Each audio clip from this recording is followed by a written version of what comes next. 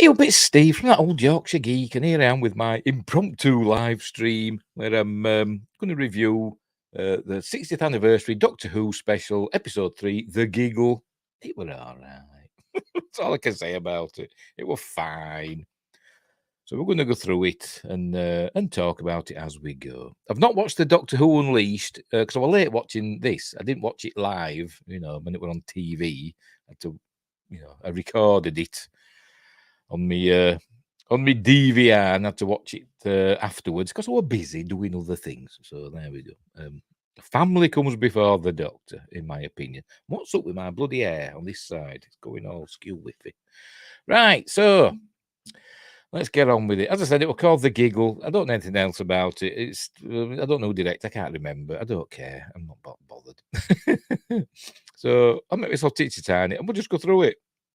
We'll just go through it and talk about what happened in it. What am I doing? Make myself teacher time. That's what I'm doing.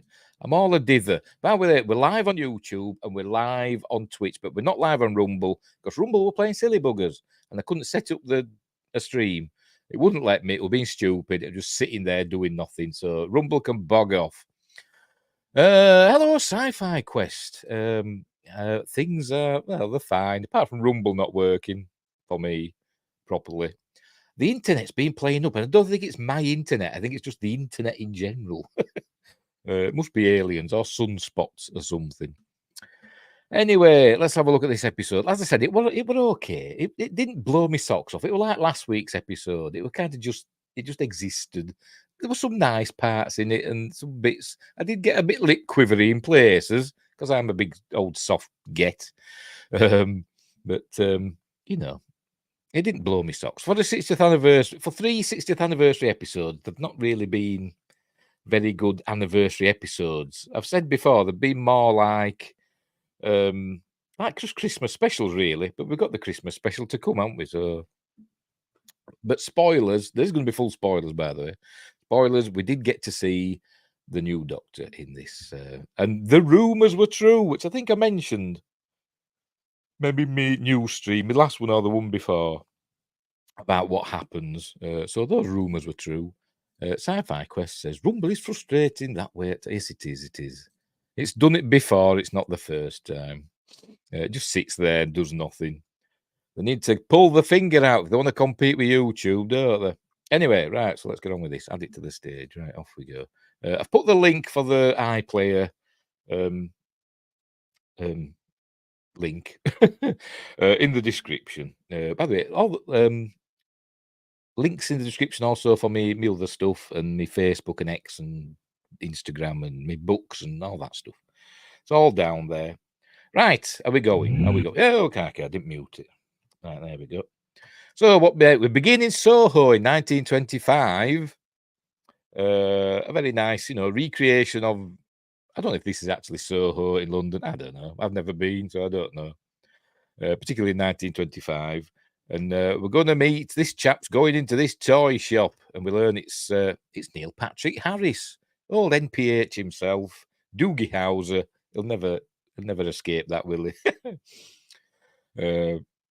And then he's putting on a bad German accent. He puts on lots of bad accents in this episode.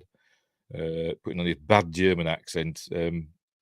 I suppose lots of Germans, German-speaking people, are probably horrified by this. It is raining, is it not? All the water so splishy splashy. Oh, is that like that? Anyway, this fella comes in. I'm English here. Yes, sir. Bad accent, lol. Sci-Fi Quest says Giggle was better than Wine Blue Yonder last. I don't know. Kind of equal, I suppose. There were a much of a muchness, if you ask me. But they were fine. They were fine. I didn't dislike them. Anyway, so he's in this shop, this chap, and I was thinking, what famous person are they going to race swap this week? And they don't. At least I don't think they do. This chap ends up being an assistant to John Logie Baird, who's developing the first television. What it called that originally, or did that name come later? I have no idea. I should look it up, shouldn't I? So we look it up while we're live. What the hell? John Logie Bird Television. If I can spell. There we go. Right, let's have a look, see what it says. Demonstrated the world's first live working television system on 26th of January 1926. Rum-ti-tum-ti-tum. What was it called? Was it called television originally, or did they call it something else? Rum-ti-tum-ti-tum. I'm sorry, I'm just checking. I'm seeing if it is in Soho as well. Right, it's gone to London. It doesn't say where. I'm just checking. 2nd of October, 1925. Yes, it does say that because it mentions Stooky Bill, what we're going to see. Right, Baird went downstairs and fetched an office worker, 20-year-old William Edward Tainton, to see what a human face would look like, and Tainton became the first person to be televised. Oh, that must be like afterwards, in a full tonal range. Right.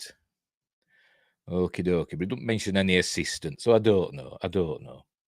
Doesn't mention an assistant. But anyway, he turns out to be John Logie Baird's assistant, so he's going to buy a doll, and he's giving it all. Oh, we also have the teddy bears and the hobby horse, and he goes back and forth, yeah. And then we've got Stooky Bill, and some dolls, which we'll see later, some baby dolls, we'll see those later. Stooky Babbies, Stooky Sue, we'll see them later. So he buys the doll for sixpence, and off he goes back to John Logie Baird's. There we go. It's a new thing called television. And he actually says, the toy maker gets a little bit racist here because he suggests that he's from warmer climes. And he says, I was born in Cheltenham. But anyway, so off we go. This is John Logie Baird. Looks familiar, does the actor, but I don't know. Well, shall we look him up? I can't be bothered.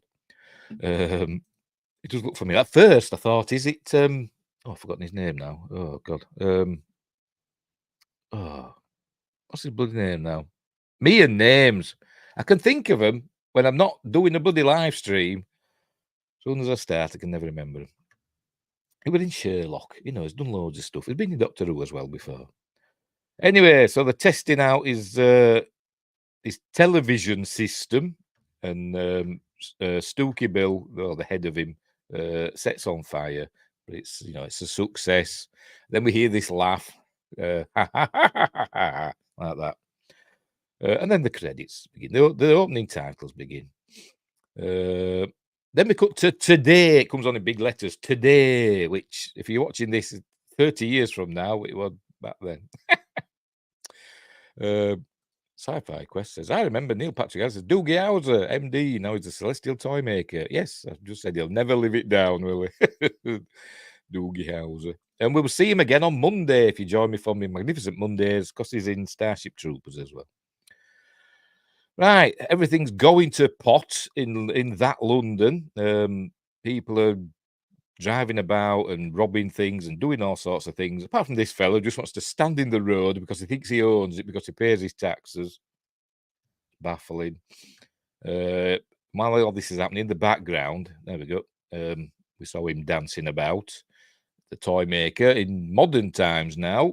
And then he has a little dance with the doctor, and then the doctor moves away, and then he gets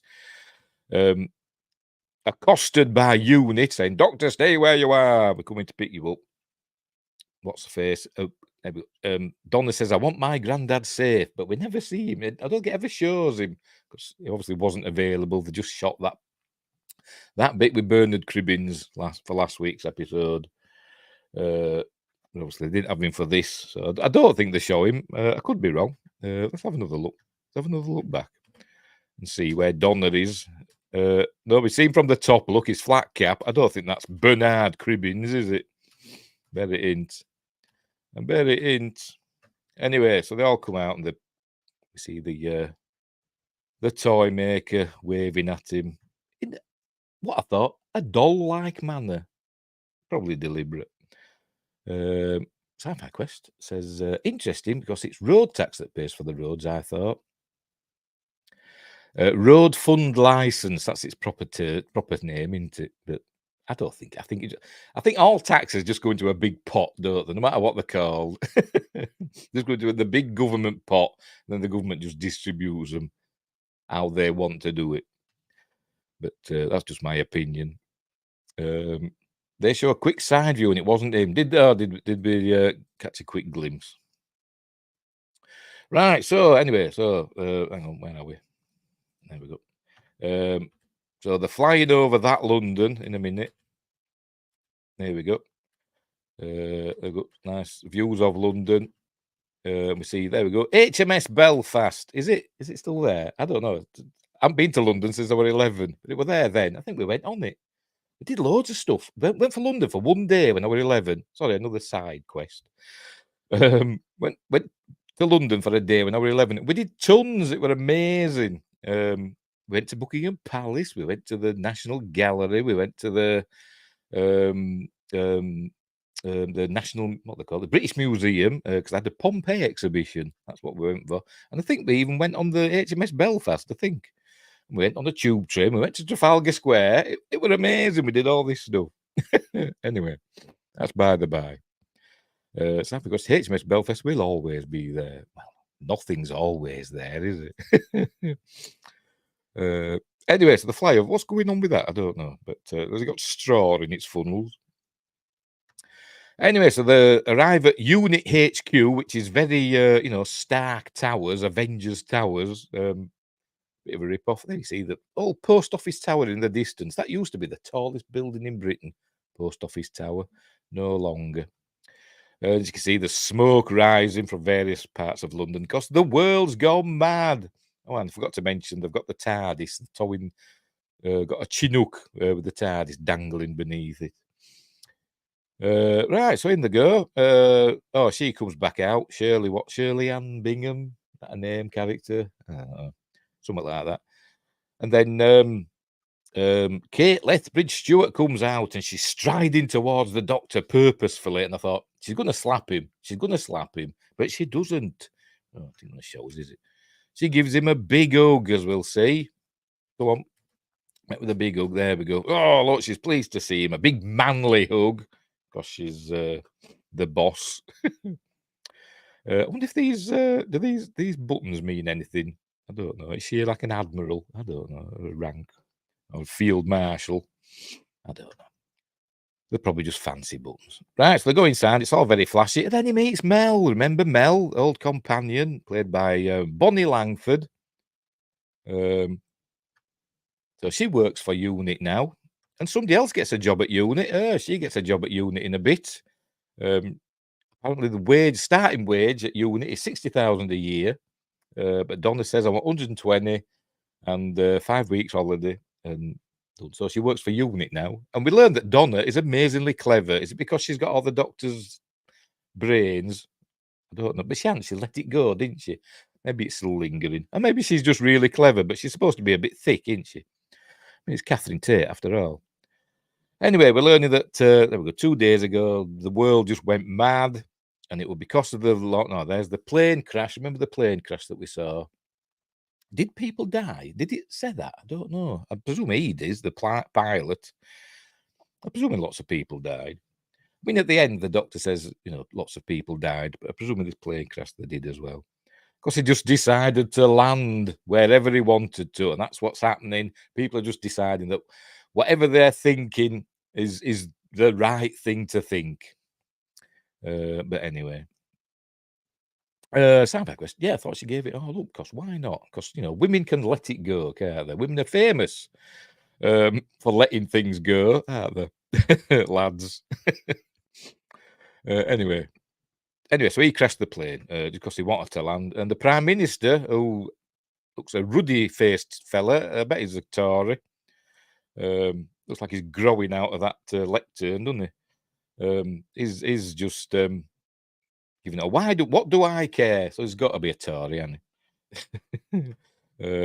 So the government's not working. Why haven't they put the things on, government officials, the top brass?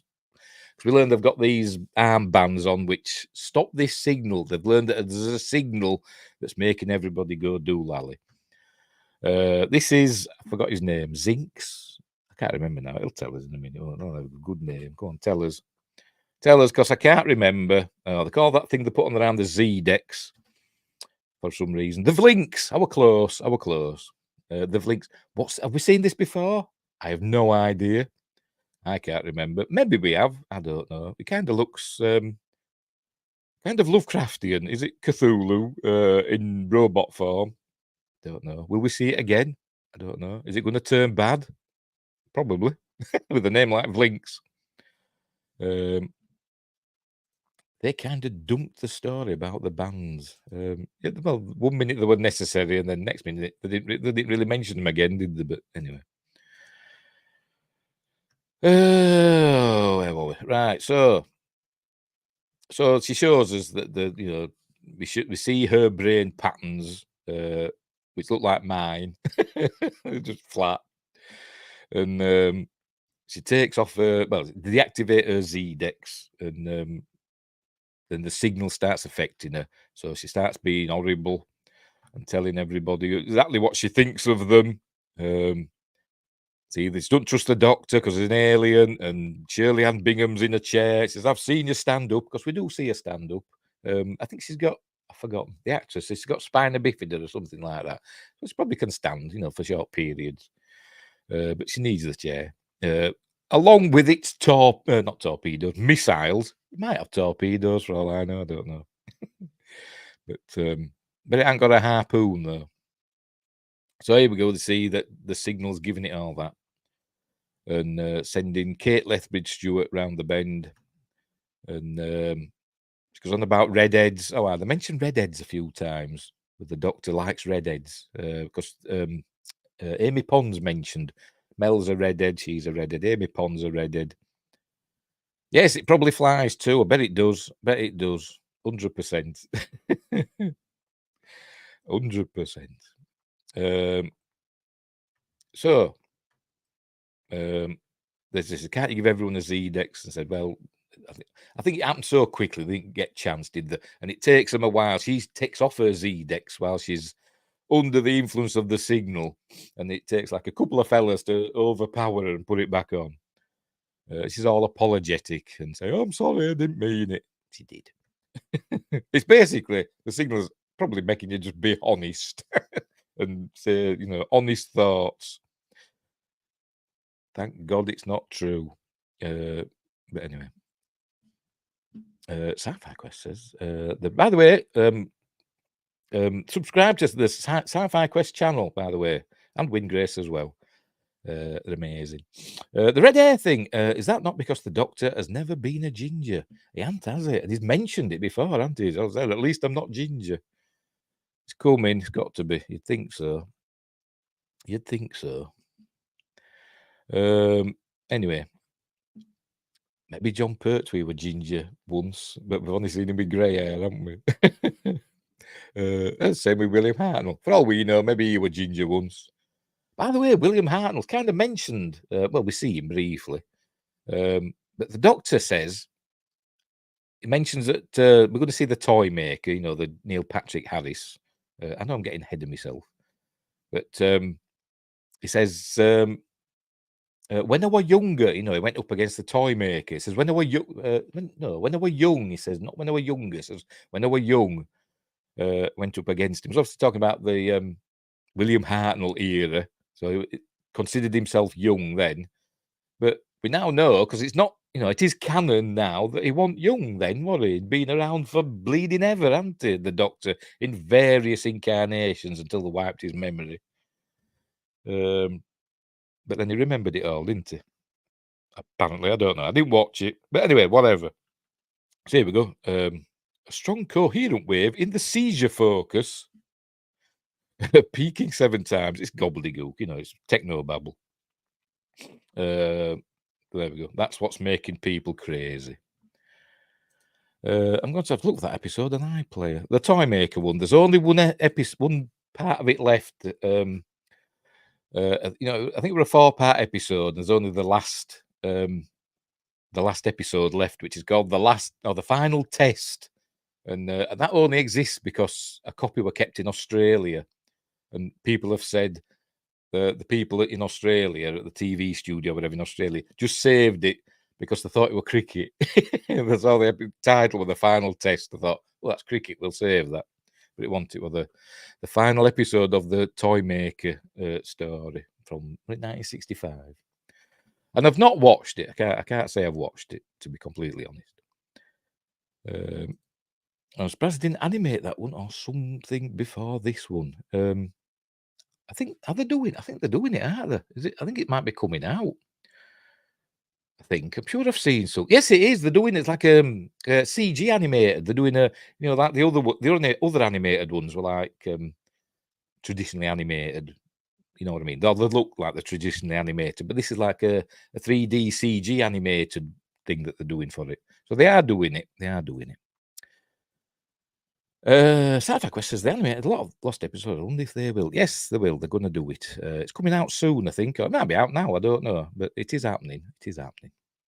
Because I saw something about it the other day. Right. So back to this signal. So they found out that the signal coincided. Sorry, oh, that was the cat. The signal coincided. Who's that fat bugger? Is it me? With some shopping trolleys. Not shopping trolleys, baskets. It's not my local supermarket, I'll tell you. They're never that full. Anyway, a South Korean satellite was launched, and the name, I can't, Coresat or something, I don't know. And this was the final satellite in a worldwide chain. So now everywhere is on the internet because of this one satellite. That was the final link in the chain. Is it a little nod to Elon Musk's Starlink? I don't know, but because of that, the world is now 100% online. But what do they mean? They mean everybody is got the internet, even a lost tribe in some Amazon jungle or middle of Borneo or somewhere. We're all online. Oh dear. Unbelievable. But we're all online now because of that one satellite. It's not like the old Archangel network. That's probably, an Easter egg. I don't know. I can't remember stuff. Can't even remember that fella's name we were on about earlier on. What's his name now? It's going to bother me now. That all night. That famous actor. He brought back, BBC Ghost Stories for Christmas. Him, you know what I mean? He's been in Sherlock Holmes and that. Sherlock and all that stuff. But anyway, so the Doctor works it out essentially. The signal has been in all screens since the very first broadcast of John Logie Baird's Stooky Bill back in 1925. Somebody's made it so that signal, the laugh, that the giggle, that. Oh, hang on. Windgrace is educating us again. Yes, that was an earlier RTD era story. The Archangel Network. All right. How many freaking hidden signals are in our television broadcasts in the Hooniverse? Well, how many hidden signals are in real life? Probably loads, affecting us. They said, don't they, that TV broadcasts at a frequency that puts us into sleep mode, sort of. We're like hypnotized, aren't we, by the TV? So it's affecting us. Don't know who this fella is. I think he's Scottish. Oh, what's happened there? Bloody hell. Anyway, so they're talking about these notes that they're hearing because Donna, who's super clever, because she taught her daughter, who I presume was her son at the time, how to play a recorder. But then the daughter says, that's not who I am anymore. And that was a whole other kettle of fish. So a daughter must have, Rose must have decided to become Rose because of recorder lessons. Remember, she was called Jason before. Anyway, that's by the by. She notices that it's notes, what they call it, that the wave. Ooh, is notes, and so that gives Bonnie Langford a chance to sing. So she's going la la la la la la la. Because I'm such a good singer, so I'm just like Bonnie Langford. Who's Professor Philip Goodman? I don't. That name rings a bell. Donna may type fast, but where did she learn to code? Exactly, we're getting to that, aren't we? We're getting to that. Anyway, so everyone knows arpeggios. Yeah, we all do. I know arpeggios. And General Grievous is here. Hello there. Welcome. Anyway, so she's giving it all that. But it affects just the humans and not the Doctor, and obviously not the people like Mel and Donna who've been in the TARDIS, and presumably not Wilf, and other people that have been in the TARDIS. That's sort of like protected them, I suppose. There we go. He uncovers. It's a bit like Contact, isn't it? You know, where they found that image of Hitler in the alien signal. This image of Stooky Bill is found in all screens, which is kind of spooky. I must admit, it's kind of spooky. So usually we found he's got a new use for his sonic screwdriver. He's making all the screens show Stooky Bill, and he goes going round enough screens to drive you mad. And say, who could do that? And he says it's, I don't know, the toy maker or whatever. No, he doesn't know that yet, does he? He doesn't know it's the toy maker yet. But it's somebody playing with them. So they've got to destroy, essentially, they've got to break the link in the chain or whatever, so that the world's not 100% online, and hopefully the signal will stop. I don't know where the logic in that is. Yes, Ghost Stories, Professor Philip Goodman. Yes, I knew I'd heard that. We did that on My Appointment with Fear a few months ago. Really good film. Really good film. Played by I can't remember his bloody name now.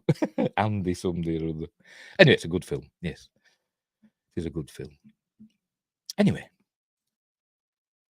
the Doctor gives them permission to blow it up because they've got a big laser gun. They've got a big, honking space gun, as Jack O'Neill would say, and they haven't been able to get permission to use it. So the Doctor gives them permission. And actually, I got a bit of a chill when he said that, because David Tennant is amazing.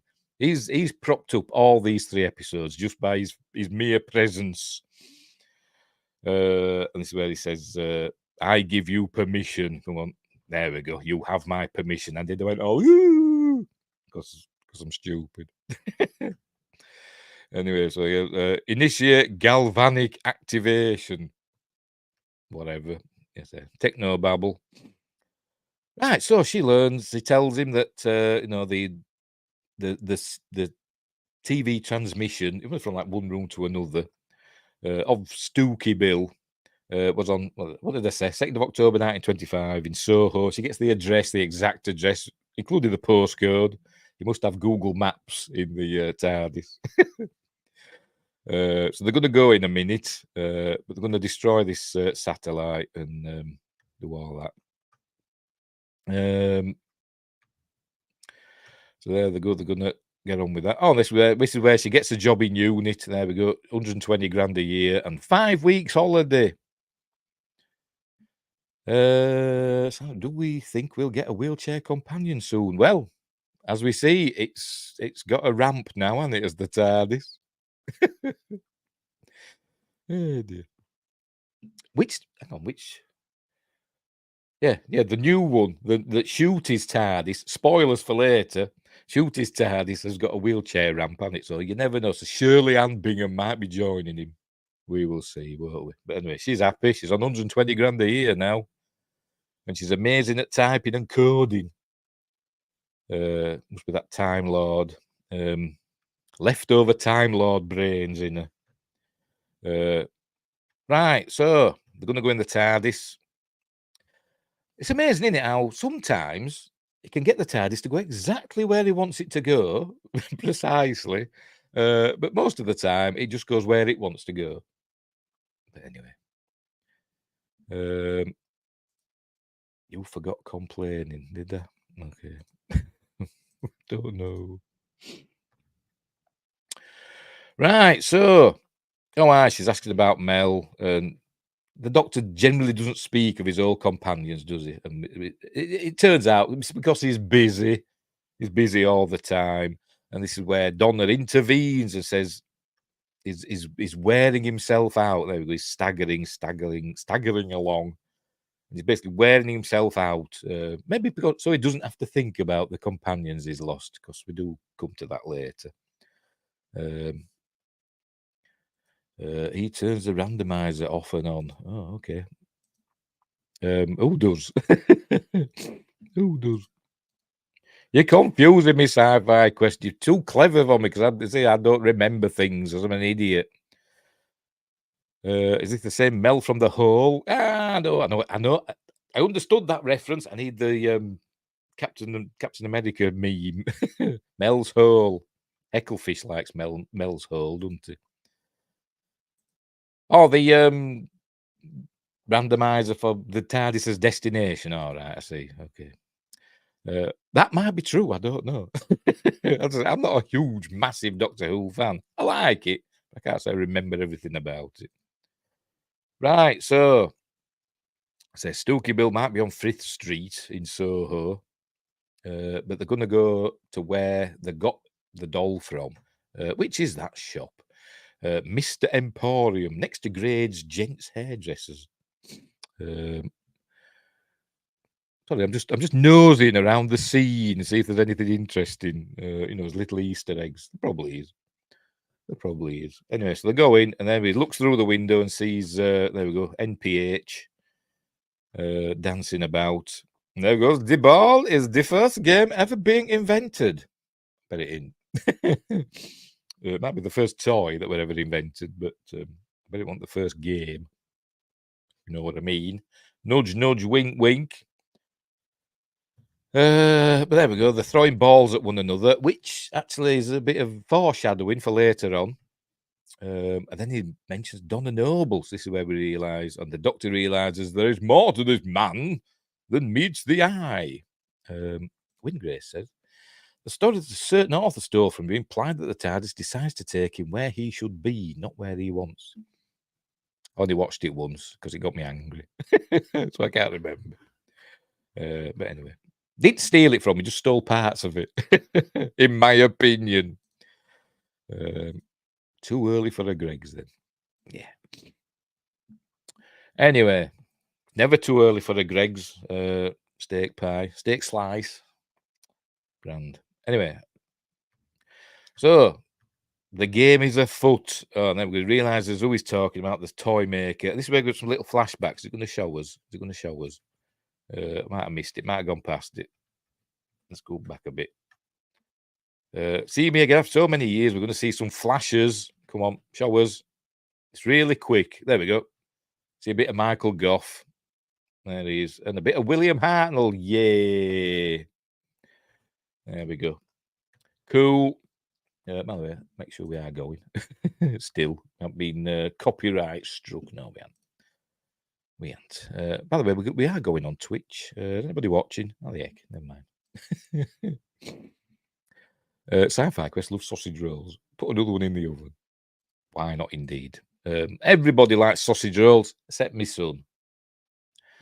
He's weird. And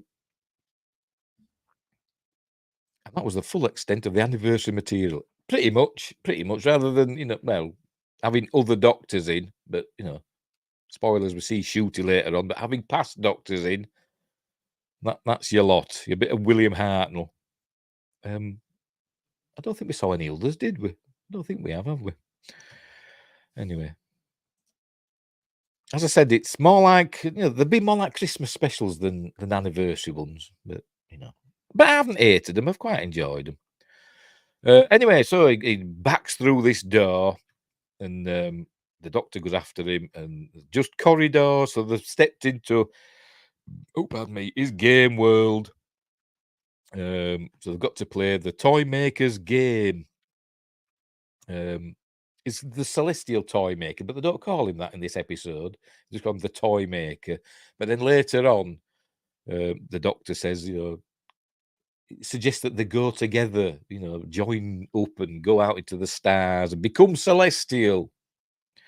So that's how they mention it there. Anyway, so they've got to play by the rules of the game.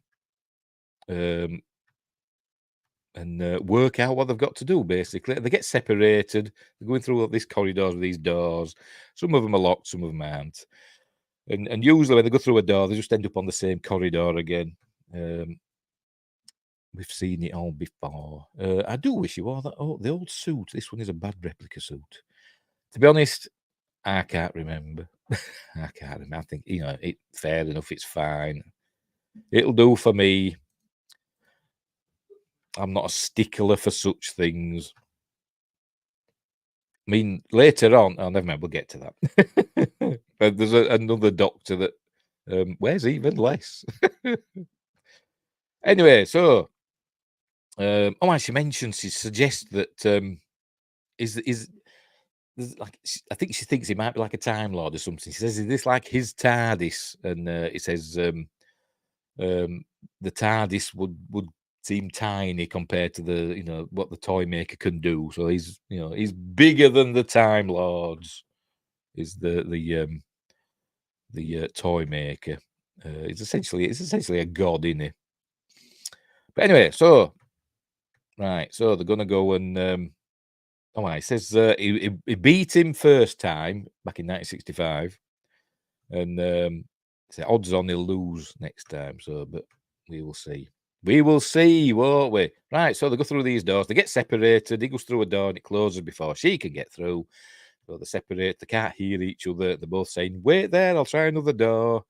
So they end up in other rooms where they've got tasks to do. The doctor comes across John Logie Baird's assistant. If we see him in a minute, and he's there we go. He's covered in like wrapping paper and he's up on a hook, and it takes him down.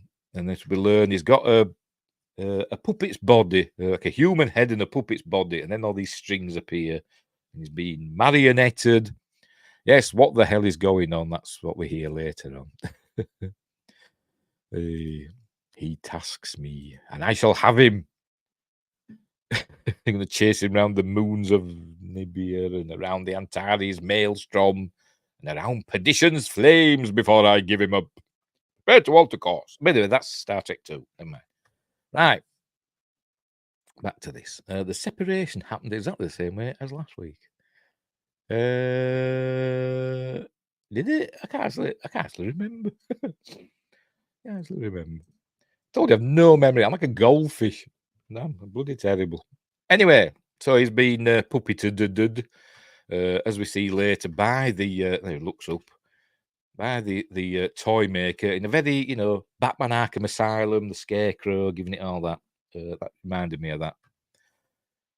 And it says he's my favourite one, and we look back down, and the puppet has turned into the Doctor. Hey. Very happy puppet, isn't he? So the Doctor goes running off. Then this is Donna's turn. She's in a room. She can hear somebody weeping, and we see this little doll comes out. This is it Stooky Sue? Oh, it says there, Stooky Sue. And poor wee Stooky Sue, because she's Scottish. And so she's saying this little rhyme, and then her babies come hovering down from above and start attacking Donna. Kind of reminded me of Barbarella. When Barbarella got attacked by those dolls with the sharp teeth. Kind of reminded me of that. But, Donna don't take no shit, basically, and just boots them all and rips off Stooky Sue's head and kicks it across the room. And it says to the babies, anything to add? And they skulk off into the shadows. So does that mean she won? She won a game against the toy maker? Is that does that mean she won? Did the Doctor lose his game because he ran away? Don't know. Or was it not a game? Anyway. Quest says, I was waiting for the Doctor to shout, not him. Why did it have to be him, like in the trailer? That in the trailer? I don't know. You're on about later on. I presume you're on about later on. Right, toy makers here. Right, they some chairs appear and scoop them up, and the toy maker's up to his stuff. Look, doing a little puppet game. Puppet show. And this is where he's telling about reminding us that the companions of his who have essentially died. There you go. Amy Pond was touched by a weeping angel, and then the doctor says, she's living her final seconds for her turn, so she's still technically alive. And then he says in an American accent, hang on, where are we? Until she died. And then the doctor says, hang on, tell us, she died of old age. Oh no, it's Clara that's living her final second, isn't it? And he's like, well, that's all right then, because that's me doing an American accent. That's not his. Then it was about Clara, who also died, and then does that again. Says she's living her final second, whatever. Well, that's all right then. And then he does Bill, who was killed by the Cybermen, and then he says, but her consciousness still carries on, in the cyber world, whatever. And then he says again, that's all right then. So they're all essentially dead. Skip Nardole, lol, poor guy. See, that's a name that's gone over my head. I can't keep track of them. I don't know. And then they talk about the Flux. The Flux was killing everything. They mentioned last week that it destroyed half the universe. So I didn't see it because I stopped watching Doctor Who, so I didn't see it. So I'm not the best reviewer, am I? To be completely honest. But I've seen other reviews of it that they said that only Earth was left, apparently. The whole universe had been destroyed, only Earth was left. So was it reversed somehow and only half the universe was destroyed? I don't know. But anyway. Yes. Oh, yes. Have I missed that bit? Instead of a ring or a fob, what's the master is trapped in a gold tooth? Yes, he mentions that. Was that before this or was it after? Or is it coming up? I don't know. I can't remember. But yes, he's got a gold tooth. And says the master's trapped in there. Don't know. Is that a story for another time, or is that a reference to something we've already seen? I don't know. Or, expanded universe stuff. I've no idea. But anyway, they're on about the Flux, killing everything. So he's cutting all the strings. And this might be where the talks about the this is it, isn't it? It's talking about, I think, the master begged for his life with one final game. When he lost, saying he, by the way, so it's not Missy, is it? Or is it? For later. Sealed him for all eternity inside my gold tooth. And then he goes, bing, go on, show us.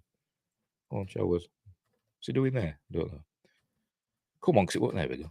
Bing, and there we go. And they do a little Flash Gordon thing at the end. Got funny teeth, hasn't he? Hasn't got his teeth quite. I presume they're false teeth. Too many teeth there, isn't there?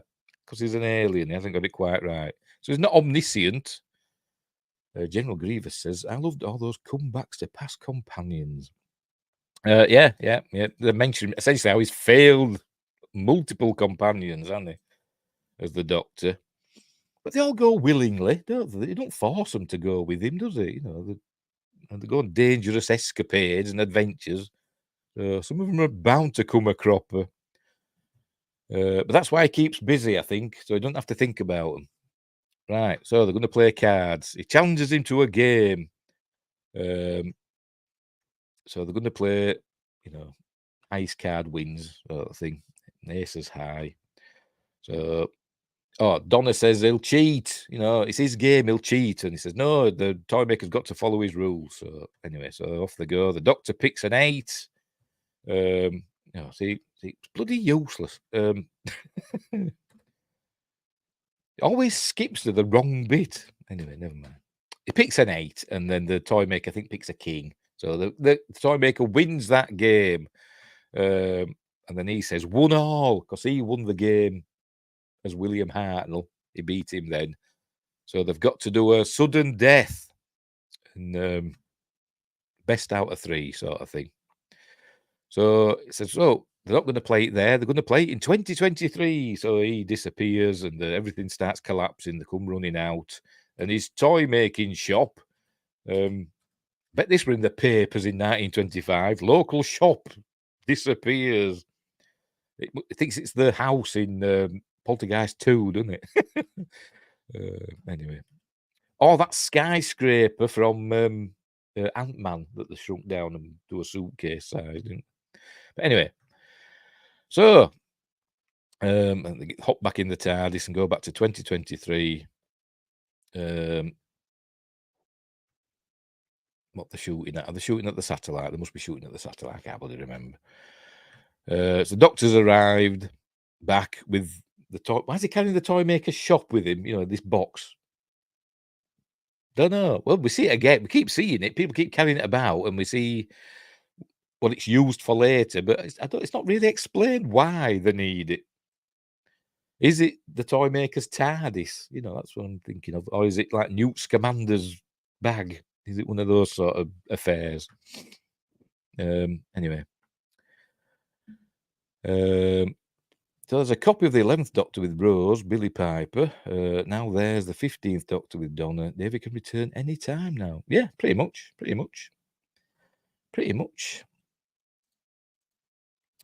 we'll get to that. Right, so what's he up to now? What's happening now? This is Donna, being amazing, doing all this code. It's all gobbledygook to me. I can't even do a web page, me. Well, I can, but it's not very good. So you see, you should all be receiving this. And I thought, this is Catherine Tate. She's no idea what she's doing. I've seen her try to play 8 out of 10 cats do countdown. No idea what she was doing. So he's telling them all about the toy maker, and so I think the toy maker makes his appearance. Here he is, and he's doing Spice Girls, Spice Up Your Life. And I think they play the whole bloody song, and he's dancing along to it. And they're trying to take him out. He goes dancing with Mel, throws her across the room. He dances with Kate and throws her across the room, smashes her into a wall. And Mel gets knocked out. And he goes, Spice Up Your Life, and all that. Then they start shooting at him, and there we go. He just turns the bullets into flower petals because he's like Paul Daniels with that egg. Remember that trick that Paul Daniels did with an egg? Put an egg in a fish bowl. And no, he put a petal in a fish bowl, swooshed it round, and it turned into an egg before your very eyes. It was amazing. Anyway, best illusion I've ever seen on TV. So they're all shooting at him, but it's obviously not working because he's just turning their petals into bullets. By the way, he killed a couple of guards. They're running up to him, and he like touched them and turned them into bouncy balls. And the Doctor said they were dead, but Shirley Ann Bingham picked one of the balls up, and there was a screaming face in it. So is he dead, or is he just trapped for all eternity in a ball? But the Doctor said they were dead. Why did they keep shooting? It doesn't make sense. No, it doesn't. You'd think they'd get the idea, wouldn't you? They need a harpoon, don't they? Windgrace. Can he turn harpoons into petals? Josh Temple would sort them out. Anyway, so then he finishes his song, his Spice Girls song, and disappears, jumps down through a trapdoor, he's gone. Right, so what's happening next? Can't remember. He's got to the big honking space gun. There he is, dressed up like Biggles, and he's going to start killing people. Oh, pardon me. Putting on his German accent again. Maybe Ballhead can hook up with Paving Slab Girl. Yes, maybe so. Can you tell I have no idea what you're talking about? I can't remember. Only thing in Doctor Who, when you say that, it only reminds me of his hair that's stretched, the skin stretched with that face in the middle, but I don't know. Anyway, so, she's saying that there were a crew on the gun, where are they? And he says he's pushed them off. They're falling off the Avengers Tower. And then we hear them hit the ground. This is where the Doctor's trying to turn him, trying to convince him to go with him, saying, why are you being so small? Why are you being so evil? You could be anything. And as it says there, think of all the good you could do, and come with me, and we'll go back to the stars, or we'll be celestial in that David Tennant way, where yes, we'll be celestial. That's how he talks, doesn't he? Yes, I thought that. Can't believe you actually hear them hitting the ground. Yes, it's quite high up, aren't they? So you wouldn't have thought they'd have heard it, would you? It's for dramatic effect. I should imagine. But anyway, it's trying to say, you could be good if you wanted to be, and he says, I don't want to be, essentially. Good and evil don't matter to him. He's just doing what he wants to do. Rocky Horror Show in time and space, but not Doctor Who by any stretch of the imagination. I don't know. That's it. It's fine. It's fine. I've seen worse. I've seen worse Doctor Who. But, it were entertaining enough. And it didn't have a message in it this time, really, did it? Like, they got it in. I mean, I thought they were gonna. Later on, we'll get to that. But anyway, but that's by the by. When you dropped the accent at the very beginning, I was really hoping you would stay without it. General Griefers says, overall, I really like the giggle, even if I was mixed about some stuff in the ending. Yeah, pretty much. That's how I felt about it. It were okay. For the most part, it were entertaining enough. No better than last week's or the week before. It's there. It's whatever. There we go. The Time Lord and the Toy Maker. It's a good title for an episode or a special, but it's not going to happen, is it? Yes. Because Neil Patrick was amazing in this. He's all right. He's all right. I think David Tennant's amazing in this. I think David Tennant's been great in all of them.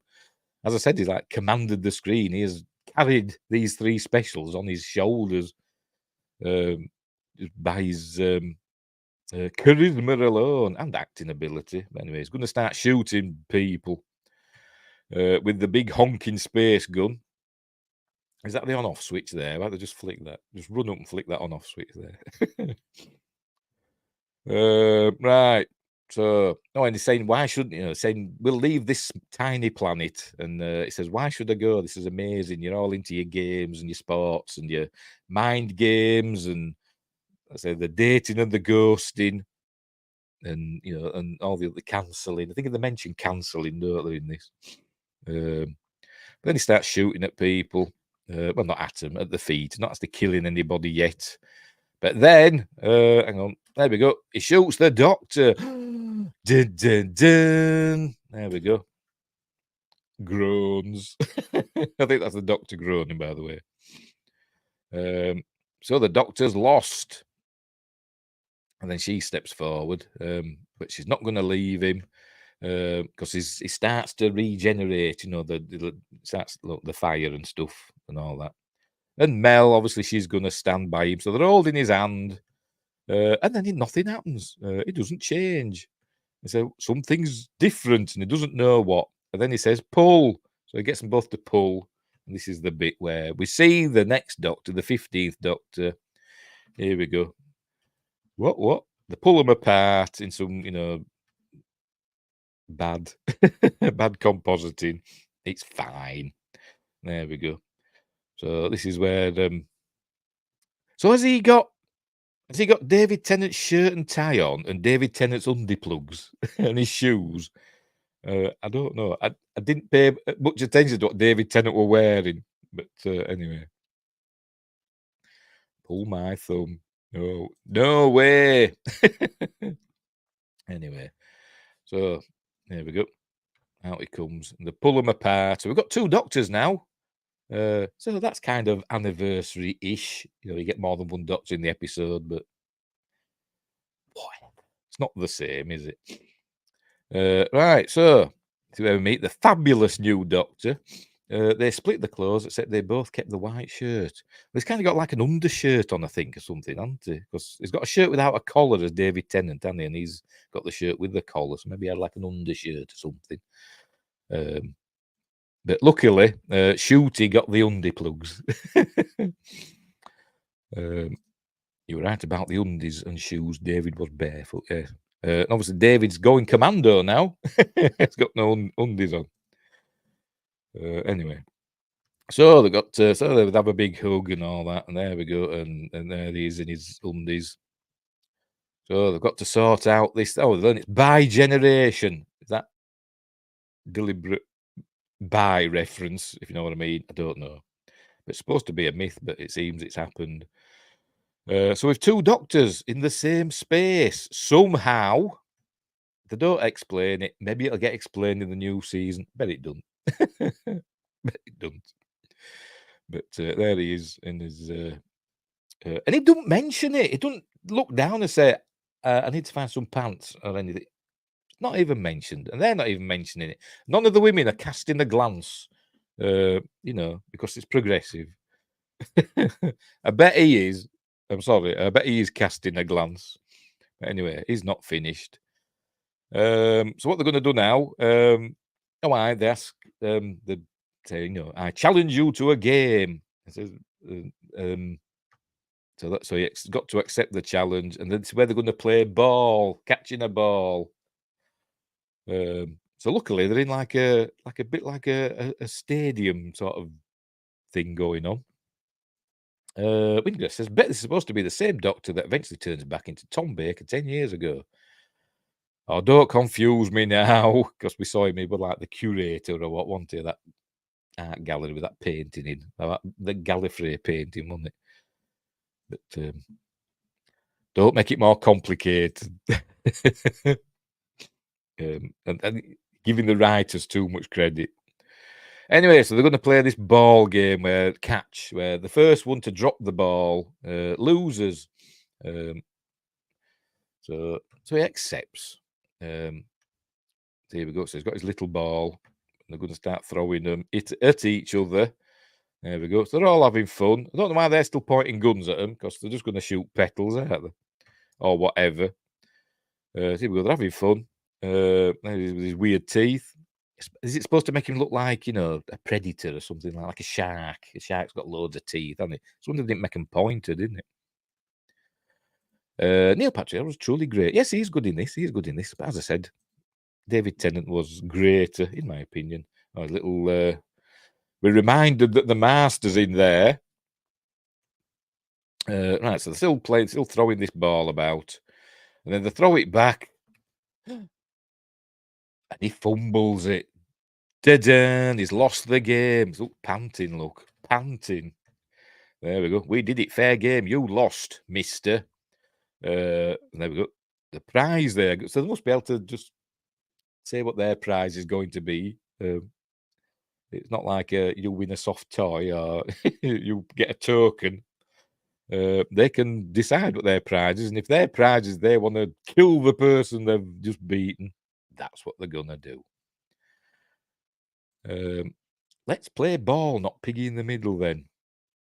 Aye, yeah.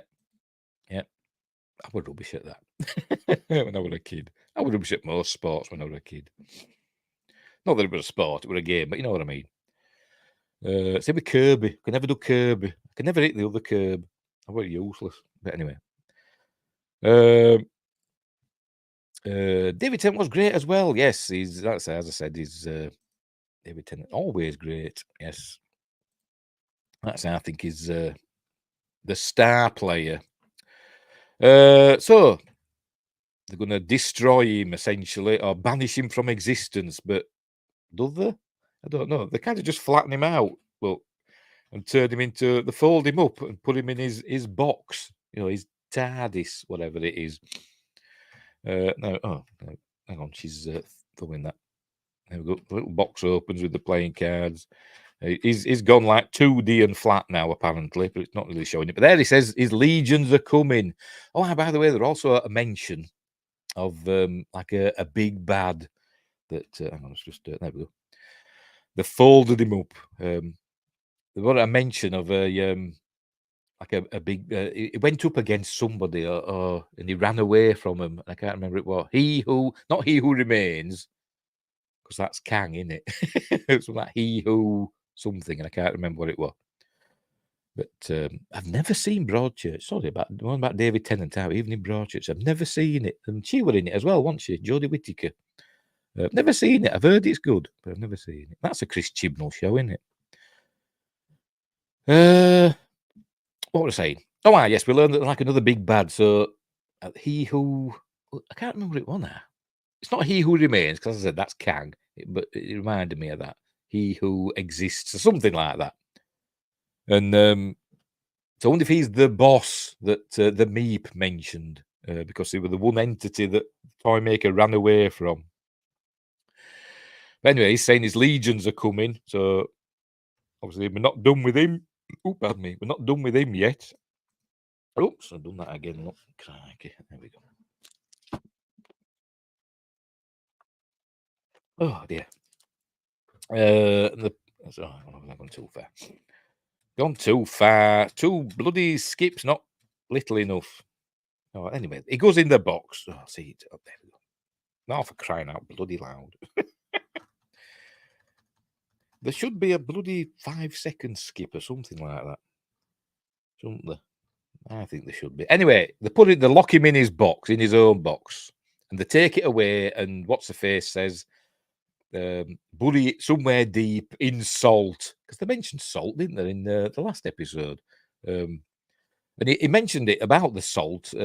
He thinks David Tennant thinks him using salt at the end of the universe kind of got the Toymaker to go to Earth. I don't know. It doesn't really make a huge amount of sense, but anyway, doing this, winning all this, sets the world to rights. He's back. He's not a puppet anymore, and everything's back to normal. Everything's hunky dory. Right. So, got to work out what to do now. I'm wondering what we're going to happen. To be honest, actually goes on a bit. It was a bit Return of the King. This with a lot of endings, and so my eyes are drawn to Catherine Tate's ample assets. But anyway, we'll move on. So they're wondering what to do. They need some sort of railing around there, don't they? But that's probably why them fellas fell off. There isn't even a net, even a suicide net around it. Can I say that word? I don't know. But everybody's going back to normal, and probably down on the ground, they're all thinking, what have we been doing? And they're all hugging now, I assume. But Dr. 10A says all those people died. And then they have a big hug. And I thought, if he kisses him, I'm turning it off. Yes, Catherine Tate. Catherine's Tates, yes. Oh, dear. I thought if he kisses him, I'm turning it off. But he kisses him on his forehead, and then it kind of looks at him. I thought, if he kisses him on his bloody lips, I'm turning this off. Because that's not what we want to see, is it? Look, look, it's going to happen, isn't it, at some point? Maybe they have an anti-gravity net. You never know. It didn't help them other fellas, though, did it? But they don't kiss. They're just walking off. Right, they're going to the TARDIS. Here we go. There's the TARDIS. That's not a good seam there, is it? Not a good join. I've just noticed that. This is showing him all the workings of it, and he's still not getting any pants. Remember when the doctor used to have like a wardrobe in the corner with clothes and stuff in, or a box, or another room where he used to get changed in? It should be straight in there, shouldn't he? But no, he's not. Yes, anti-gravity. Yes, and Windgrace has got to remember that, haven't they? Oh dear. Right. So, and he's so they're wondering now what they're going to do. 2 doctors in one TARDIS. What's going to happen now? I thought he was going to just like disappear, the other doctor, like and fade away, but he hasn't done. He's here to stay by the looks of it. And so they're gonna. What's going to happen now? He has an idea. There's the 15th Doctor. They're talking about what they've been up to. So we're showing that this is the Doctor. He's got all the memories, just reminding us that this is the Doctor now. So he has an idea. They're both going to have a TARDIS, essentially. Yes, they didn't bring it up. I thought they would have done. They were hoping we've forgotten. There we go.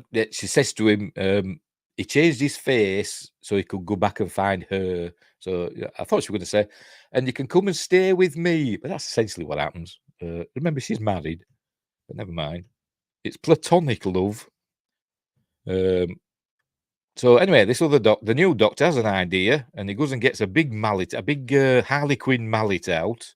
He comes outside the TARDIS, and the other doctor wonders what's going on, and then there we go. You read it. You won the calls him Honey. You won the game. You get a prize, Honey. Just little bits. Remember last week? That doctor thought Isaac Newton were hot, and he says, "Oh, is that what I am now, Honey?" They're just sneaking it in. I wonder if something will happen because they separate, that they need to join up again. Well, we'll see, won't we? We will see. Rose fancies the doctor from the looks of it. Well, yeah. More than likely. But anyway, so he's going to hit the TARDIS with his big mallet. Right, you ready? I'm surprised they didn't do a ka-ching, like a mallet, and you hit it and it rings the bell. I'm surprised they didn't do that. Anyway, there we go. Go and hit it. Maybe it did. I just wasn't paying attention. There we go. Now we've got 2 TARDISes. Wasn't that easy? So how does that work? You hit it with a big magic mallet and you get 2 of them. I mean, I thought they were going to say, 2 doctors need 2 TARDISes. So I thought they were going to, work it out in another way. I thought they were going to do it a bit more esoterically, and they were going to go into another room or something and see another control room and say bye, and that room disappears and then appears out here as another TARDIS. I thought that was going to happen. But no, he hit it with a mallet and created another TARDIS, which is slightly different, as we'll see. And this is the new TARDIS. This is going to end up being Shooty's TARDIS. Spoilers. So he opens the door, and there we go. We see it's got a wheelchair ramp because it's progressive. And look at his toes. Bloody hell, David! What are you doing to your feet? Jesus, what you been wearing? He needs to get some proper shoes. The new one is a darker blue. I don't know. It might be just the lighting. It might be. They've probably done a slightly different colour, haven't they? So that you can distinguish them. Because each TARDIS is slightly different, isn't it? I think they build a new one for each season, don't they? They gave the other Doctor a piece to grow a new TARDIS with, and he and Rose left. Oh, that's what you'd have thought, wouldn't you? But anyway, it's got a wheelchair ramp, so I presume Shirley Ann Bingham's. Have we got to call her that? Can we just call her Shirley? We've got to call her Shirley Ann Bingham all the time. She's going to end up in the TARDIS, isn't she? Otherwise, that's just a waste. Right, so he goes and has a look, and we see it's got a. Hang on, he's going to see. It's got a jukebox. Old. There we go. Wurlitzer. Is it Wurlitzer? Wurlitzer jukebox. So he's unsure about that. So he comes back out, and he goes into the other TARDIS. No, he runs into the TARDIS, that's it. And then the Doctor follows him in, and they were going to leave. I say I'm confused. Yes, that's it. And he says, "You weren't going to say goodbye, were you?" And then I think, I can't bloody remember which is which now. Is this the TARDIS? Yes, he goes into the other TARDIS, the original, the first one, the Shooty. And he's going to go and say without saying goodbye. They follow him in. That's it. And they have another hug and all that. Blah, blah, blah. Great big universe out there calling. So they go out. They share a goodbye. And he says, actually, he says, I don't see this often because he doesn't, does he? He's usually in the TARDIS when it disappears. Although it has disappeared in front of him before. Ram could have been for Wilfred too. Yeah, it could have been. Could have been. A bit late now, though. Sorry. But it is. So anyway, so the Doctor, as he is now known, disappears in the TARDIS. Where's he going? Everywhere. That's where he's going. It's not a sexual reference. So he's got the the original TARDIS, which has now got yellow lighting, or is that just when it's activated? I don't know. And David's got the one, or is it the other way around? I can't bloody remember which one's which. David got the one with the jukebox in. I can't bloody remember. Anyway, so cut to passage of time later. They're all having dinner in this lovely house, lovely garden. Look, there's the TARDIS parked there in the garden. Don't know how long's passed, but they're all there having a lovely dinner, whatever. Mel arrives. She's now part of the family. They tell her that. He's telling stories. We learn that he's taking Rose to the moon, was it? Or Mars? I think, whatever. He took Mel to New York. But anyway, so they're all having fun. Wilf's off shooting moles, but we learn that the doctor's given the moles force fields. So Wilf doesn't shoot himself, like Ricochet or whatever. But anyway, Rose, is Rose a vegetarian? She must be. She must be, because they're giving her the wrong thing. And then Donna says he could stay here if he wanted, and he goes, "We'll see." Obviously, he's not gonna, is he? But we'll see. And it's a nice little touching scene between them, because he's never been happier. And I did get a little bit. He says he's never been happier. Meanwhile, he is the one with the Wurlitzer. Yes, he is. Right, fair enough. He's running around, still without his pants on, doing stuff, getting all happy. And then it says Destination Christmas, because that's the next one. That's the end of the episode. Vegan. Sorry, Winggrace. Yes, there is a distinction between vegetarian and vegan. Anyway, that's the end. So there we go. It was fine. Oh, then we get. Is it going to show it on here? I don't think it is it? No, it didn't. There was a little clip from the Christmas special. Actually, I'll see if I can find it on YouTube, shall I? I'll make myself big and we'll get rid of that. I'll see if I can find it. Just bear with me. The trailer for the Christmas special. I'm sure it's on YouTube. Let's have a look. Doctor Who Christmas special 2023. Where are we? 2 hours ago. There we go. Christmas trailer. There we go. Is it? Yep. Yes. It. Push. Nice one. Stop playing. Bloody thing.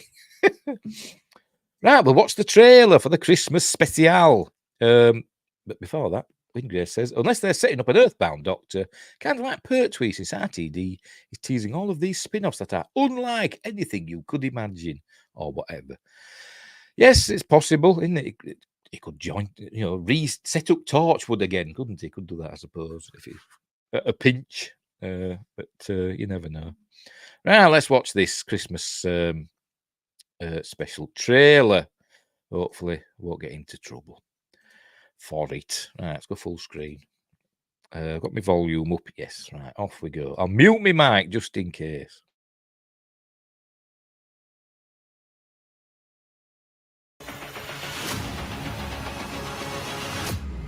Merry Christmas. I'm the Doctor. What's up there? Goblins. Oh, yeah? Time travelers are great. Like, wow. Ah! Hold on tight. Who are you?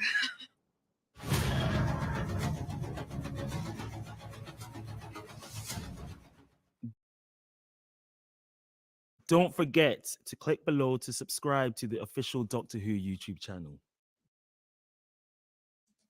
Don't forget to do that. So there we go. So that was the trailer for the Christmas special. There he is with his kilt on, dancing in some nightclub. Looks interesting. Sci-Fi Quest says looks good. Looks interesting. There she is, Ruby Sunday. Could be doing a lot of that in my reviews if I do them. And then they are on ladders. Some sort of pirate ship with goblins. He calls them goblins. There's some weird flying ship. alien pirate goblins.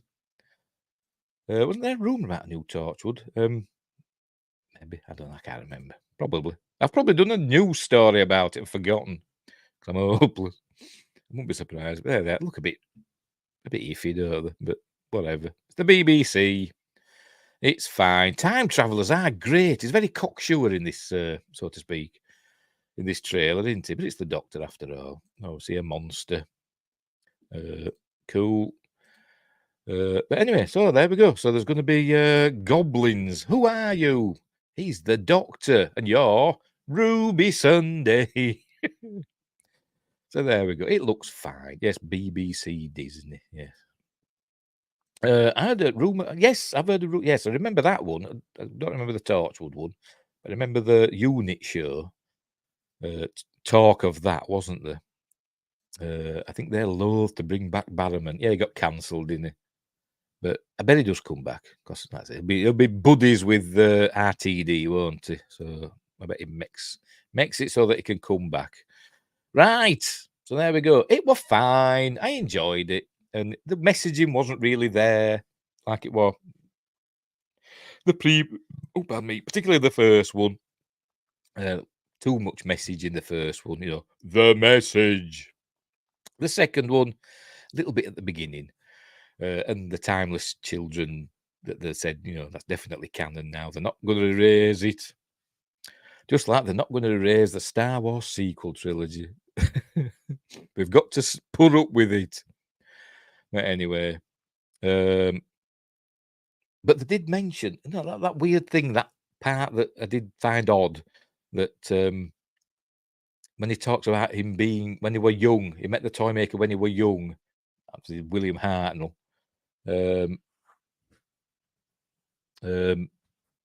which I thought, well, he should know now. Now he knows. He doesn't know where he's from, but he knows he's had he's lived an eternity essentially, hasn't he? He's, or whatever, with all these multiple regenerations before he became William Hartnell. So maybe they're going to not backtrack, but kind of moonwalk slowly back from the timeless children. Maybe. Sci-fi was still time, pal. Well, you never know. You never know what's going to happen, do you? So it's all up in the air, in the lap of the gods. But yeah, it was fine. I enjoyed it. I enjoyed last week's, and I enjoyed the first one as well, the Star Beast. There's people on YouTube hating on it, isn't there? And I don't know why. It's entertaining enough. It's fine. So there we go. Now we've got to wait until Christmas Day now for the next one. You do with Disney Star Wars. It may have got to put up with it. Although I do like Rogue One. I like The Force Awakens. Going off on a tangent away from Doctor Who. I like Force Awakens. I just didn't like the others. The Rogue One were great. Solo, whatever. It was fine. Anyway, whatever.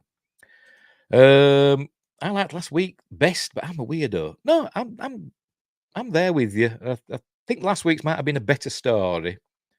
But this one was, it was fine. It was, they've all been, as I said, they're much of a muchness. They've all been about the same level for me.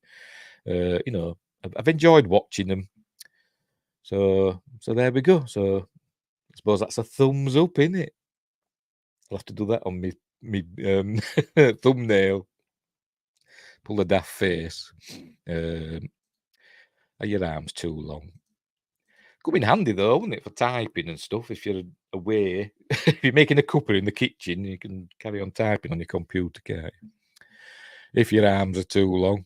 Right, I'm going to go now. I'm going to leave it there. Oh, hang on, we're not, because people are still talking.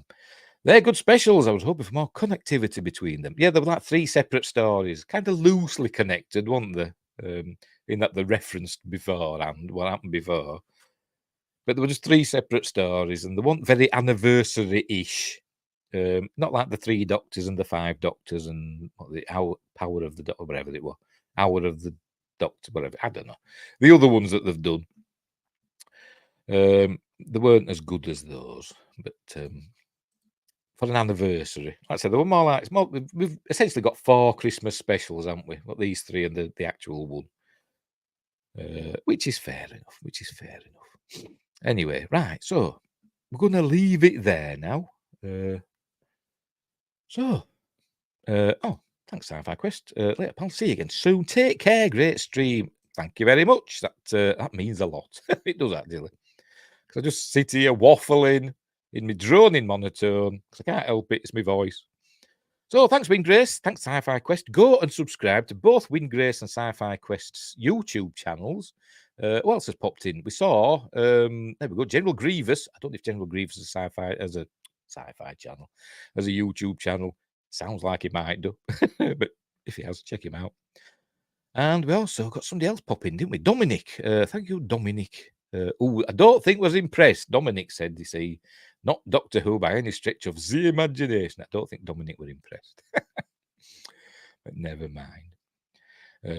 Each to his own. That's fine. If you didn't like it, that's fine. But I thought we were okay. What would I give each? If I'm going to score them out of 10, what would I give them? Because I said they're all about the same, to be honest. So I'd give them all like 7s. 7 out of 10s, which is okay, isn't it?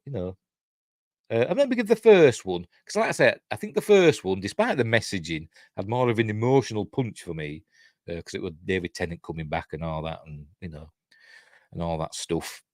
So I might give the first one like 7.5, and then the others 7s. So that's a score for you. Right, we'll leave it there. Sci-Fi Quest 525. Is that your scores? Crikey. That's lower than I thought, to be honest. It's mine's 7.5, 7.7. Maybe I'm a BBC shill. Is that what I am? Maybe they'll start paying my license fee for me. But I doubt it. Right. I'm going now. So, thanks for watching. And wherever you are, look after each other. And until next time, I'll say this.